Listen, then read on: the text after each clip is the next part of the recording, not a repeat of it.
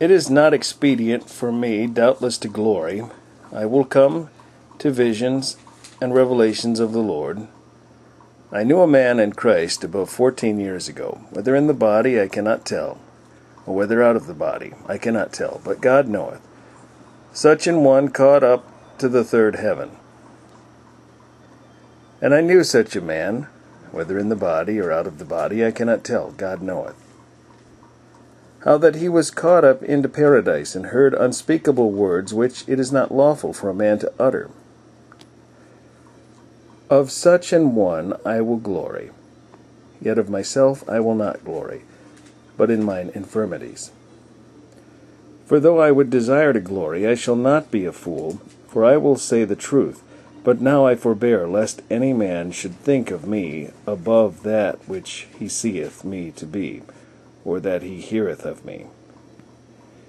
And lest I should be exalted above measure, through the abundance of the revelations there was given to me a thorn in the flesh, the messenger of Satan to buffet me, lest I should be exalted above measure. For this thing I besought the Lord thrice, that it might depart from me. And he said unto me, My grace is sufficient for thee, for my strength is made perfect in weakness. Most gladly, therefore, will I rather glory in mine infirmities, that the power of Christ may rest upon me. Therefore I take pleasure in infirmities, in reproaches, in necessities, in persecutions, in distresses for Christ's sake. For when I am weak, then am I strong. I am become a fool in glorying. Ye have compelled me, for I ought to have been commended of you. For in nothing am I behind the very chiefest apostles, though I be nothing. Truly the signs of an apostle were wrought among you in all patience, in signs and wonders and mighty deeds.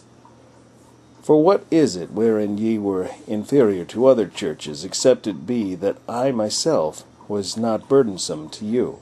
Forgive me this wrong. Behold, the third time I am ready to come to you, and I will not be burdensome to you, for I seek not yours, but you. For the children ought not to lay up for the parents, but the parents for the children. And I will very gladly spend and be spent for you.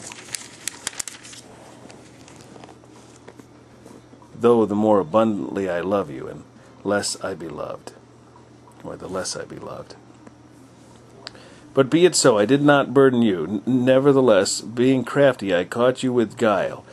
Did I make a gain of you by any of them whom I sent unto you? I desired Titus, and with him I sent a brother. Did Titus make a gain of you? Walked we not in the same spirit? Walked we not in the same steps? Again, think ye that we excuse ourselves unto you? We speak before God and Christ, but we do all things, dearly beloved, for your edifying.